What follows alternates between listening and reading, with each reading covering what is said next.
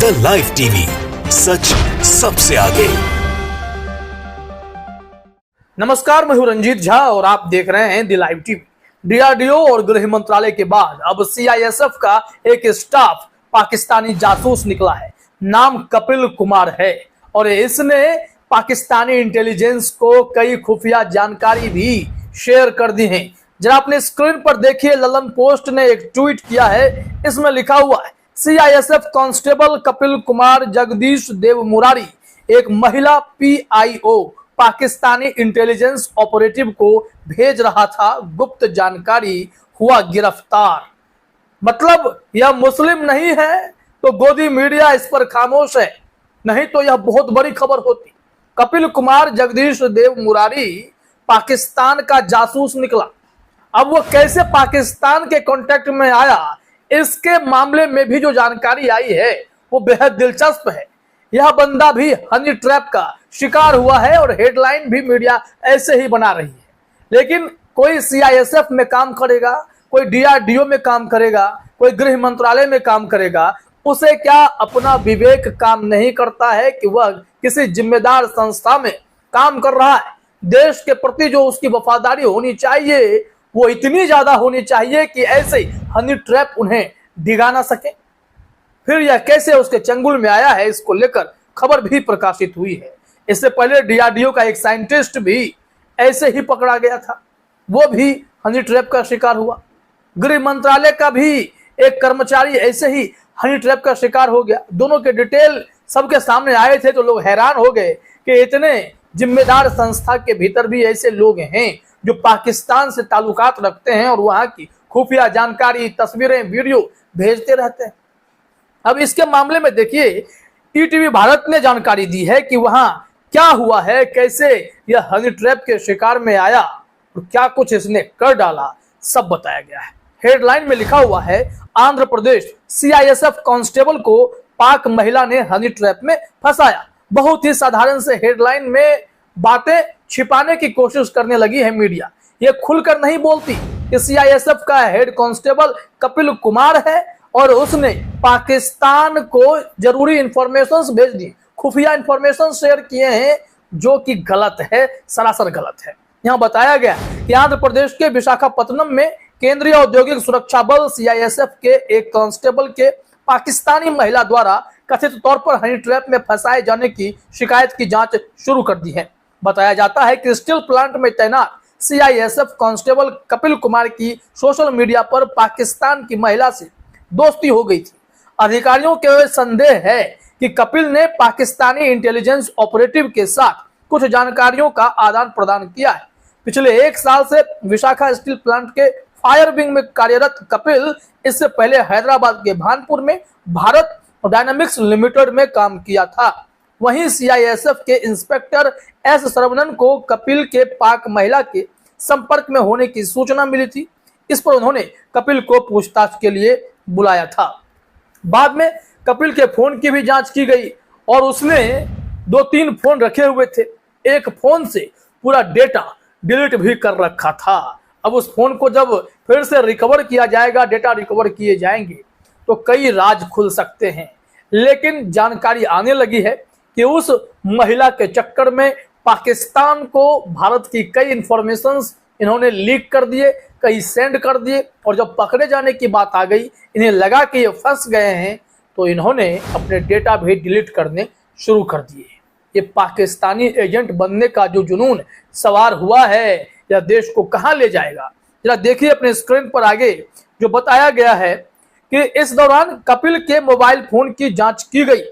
वहीं पूछताछ में यह बात भी सामने आई कि मोबाइल में महिला का नंबर मनीषा के नाम से सेव था, जबकि कहा जा रहा है कि उस लड़की का नाम तमीशा है और यह मनीषा के नाम से नंबर सेव किया गया। आशंका है कि कपिल ने स्टील और देश के आंतरिक मामलों की जानकारी पाक महिला को दी।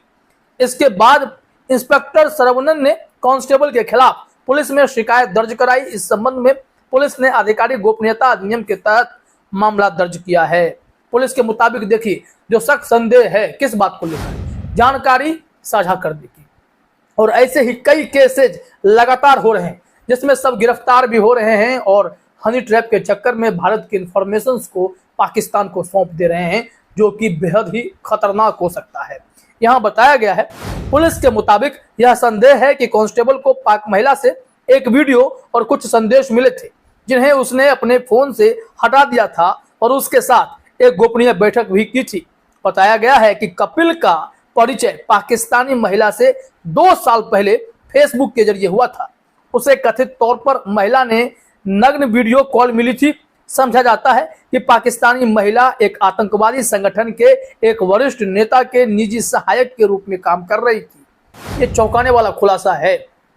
आतंकवादी संगठन का कोई सीनियर लीडर है जिसके साथ ये काम करती है, और इस वक्त उसने सीआईएसएफ के कांस्टेबल कपिल को अपने जाल में फंसाया था और फिर पाकिस्तान के लिए वो इंफॉर्मेशन इकट्ठा करवा रही थी उससे। और ऐसे में जैसे ही भेद खुला है, जैसे इंफॉर्मेशन उसी सीआईएसएफ के इंस्पेक्टर को लगा, उन्होंने तुरंत इस मामले में शिकायत दर्ज कराई है और कपिल को बेनकाब किया है कि कपिल, देश के साथ गद्दारी बर्दाश्त नहीं की जाएगी।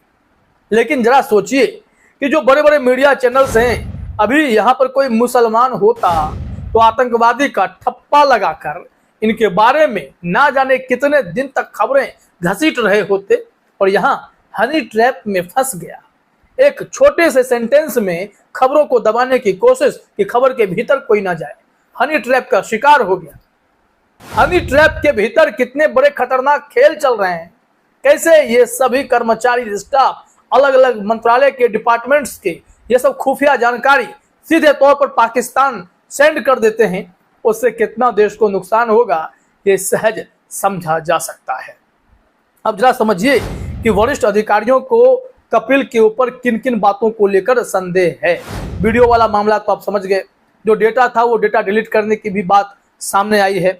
इसमें कहा गया है कि जो प्रोसेस चल रहा है, जैसे जांच होगी, तो अधिकारियों को जो संदेह है कि वरिष्ठ अधिकारियों को संदेह है कि स्टील प्लांट के साथ साथ भारत डायनामिक्स लिमिटेड के बारे में कांस्टेबल कपिल के द्वारा पिछले 2 वर्षों में गोपनीय जानकारी महिला को लीक की गई थी। हालांकि कपिल शादीशुदा है, लेकिन फिलहाल वह सीआईएसएफ बैरक में अकेले रह रहा है।